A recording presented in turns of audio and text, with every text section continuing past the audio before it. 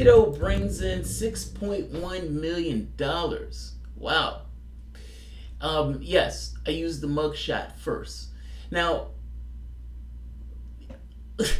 and I even took the liberty to make sure that every picture he has his hands raised like he's in front of the cops, like Beto, stick your hands up. Um, that's the detail and attention I give to making sure my sets work. I love this one. I even have one where he's like he's running from the cops. So Beto raises $6.1 million. I'm not bitter at all. Now, I am going to go into a bit of speculation as to why Beto was dodgy, shady Beto. And by the way, Robert O'Rourke, he's not Hispanic. I'm going to go with the guys from By Any Means Necessary. He's not Hispanic. I'm calling him Robert. But Beto as a colloquialism, I use quotes just to make it shorthand. Why wouldn't he release his numbers? If you remember, he gave that Seinfeld answer, I choose not to, just like him. I choose not to run. I choose not to. I choose not to release my numbers. Now, that's such an odd thing. Under normal circumstances, people don't release their numbers when those numbers are embarrassingly low. When those numbers are high, they release those numbers because they want to make it seem like there's a magnificent amount of support for the individual itself. So Sanders, for example, Sanders released $5.9 million.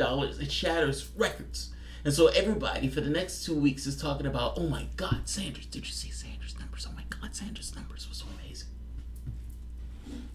2 weeks, solid. That's all they had on TV. I'll say this. At the point where Beto's numbers were released, I was sitting, I think if I'm not mistaken, I was at the clinic, and I said, that asshole did not make $6 million. But apparently, he did. So the secondary question becomes, why on earth wouldn't Beto release his numbers when the only positive effect from releasing your numbers is positive? I mean, when the only effect is positive. Typically it's positive. Which would lead one to believe that maybe Beto or his team believed that there was something negative in those numbers. Meaning either negative in the amounts given or the people who gave it. Right? I mean, what else is there associated with the fundraising campaign? Somebody says, I want to give money to this particular person. You have to put in, I'm from this particular industry, and this is the amount I'm giving. It has to be below a certain amount. What else do you need? So, I suspect that there's something about it that he doesn't necessarily want people to see. I think that's reasonable to unless he's playing like 5-dimensional chess where he wants to, get people to attack him or something to that effect. I'm not going that far. I go with the basic, straightforward, if he's not releasing the numbers, when the numbers being released is positive, then perhaps there's something in those numbers that Beto don't want people to see.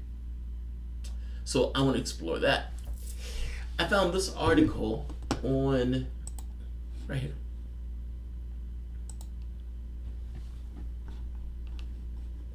Former Obama bundler reaching out to top Democratic Party donors to gain support for Beto O'Rourke's 2020 candidacy. You don't say.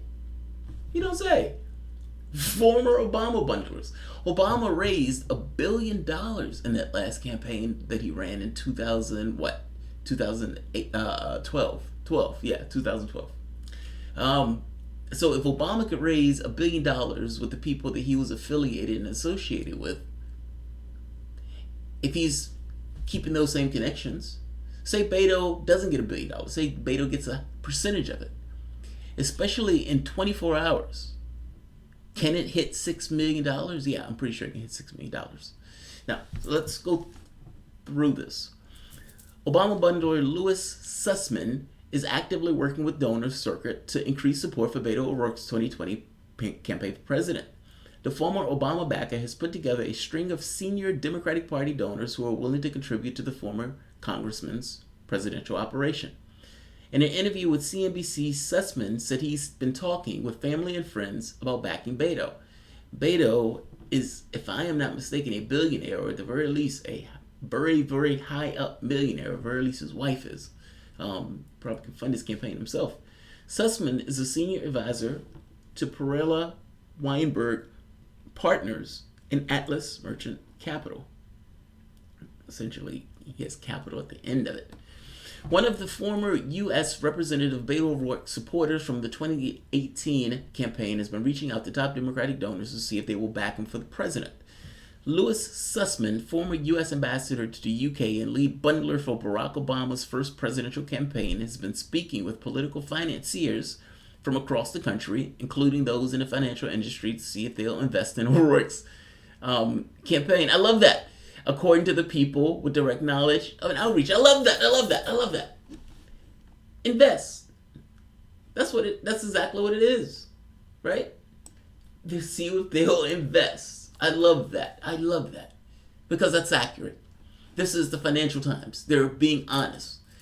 Who is going to invest in this presidential campaign? Because, like any other investment, at some point that investment pays off. Like, maybe giving Obama a ton of money from the financial industry and then nobody goes to prison from the standpoint of Wall Street. Protecting the bankers, and not just protect the bankers, give them billions, if I'm not mistaken, trillions of dollars on top of it. And then they choose not to loan it out. And people's houses go bust. They're going to invest in O'Rourke. White Obama. I've called him White Obama from the beginning, and I continue to do so. And that is becoming even that much more accurate. It's kind of like Diana Ross. She has a voice where you can essentially put anything onto it. It's not distinctive in and of itself. It's distinctive only in the way that it's not distinctive. I mean, of course, it's Diana Ross. I'm saying that in a poor way. I guess I'm making a point that, scratch the Diana Ross thing. That doesn't fully make sense. I know what I'm trying to get at, but I'm not reaching that point. My point is, you can pin anything on him. He's a blank slate. Like, he can be for one position one day and apologize and be for the next position another day, roll his sleeves up. And he's, people are like, wow, well, he apologized. He moved to the next position. So now he's supporting a Green New Deal. This guy wouldn't even support Medicare for all. And now he's supporting a Green New Deal. That's great. I suspect the problem with the Green New Deal stuff is, what does it mean? Nobody knows what it means. You can have a right-winger go with some idea of a Green New Deal and giving a bunch of money to corporations.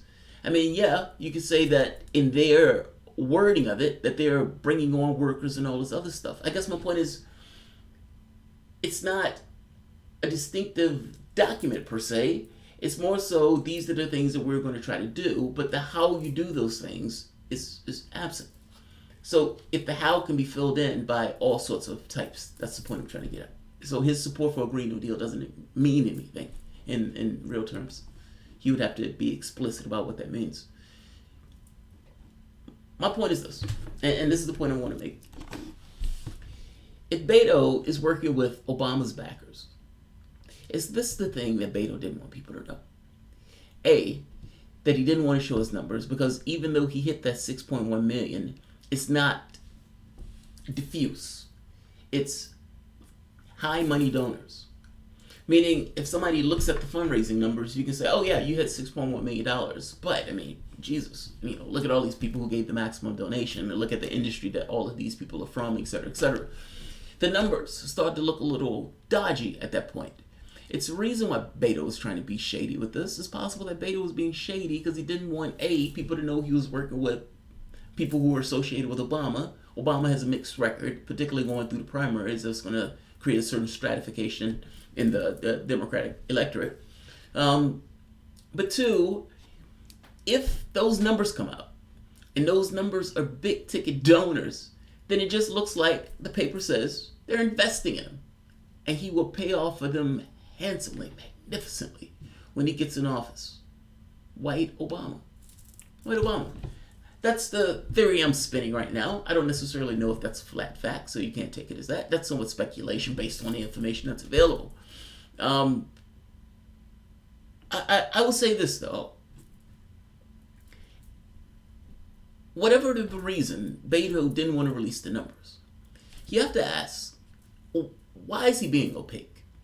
Now, if I'm right, and this has to do with his donors, meaning he didn't want people to see that he got all of these high-ticket donors. And by the way, the donor situation, meaning the amount of money, the money thing is of interest. That is true. But the thing that matters more so is the amount of support that the person had. If the person was able to hit $6.1 million with, let's say, 1,000 donors, and that number is, the number is just for point of reference, and the other person was able to hit 5.9 million with, 10,000, well, clearly the person with the 10,000 is more support. It's just that the other people were able to give more money, in which case you ended up with a higher figure. The support is the thing that matters more. Not just matters more when you get into somewhat of an election campaign. Though the person with the most support is going to be able to get more donations as those donations roll in. Meaning, if the donations that Beto was getting were high in dollar donations, then there's only so much of those that the people can give.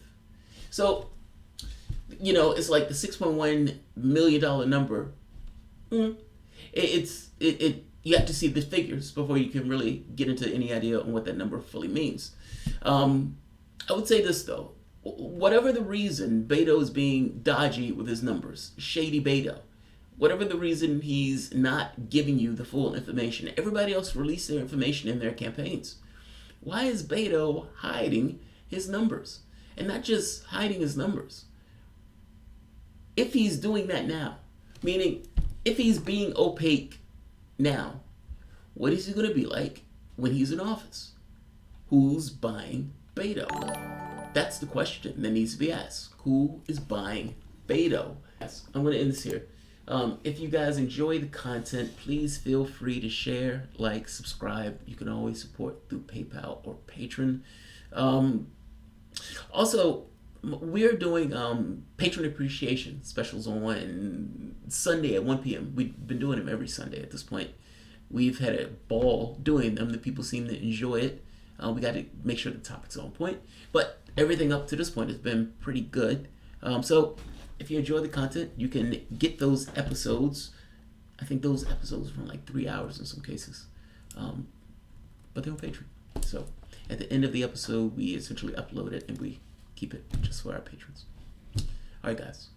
Have a good one, and I will see you guys after lunch. Thanks all.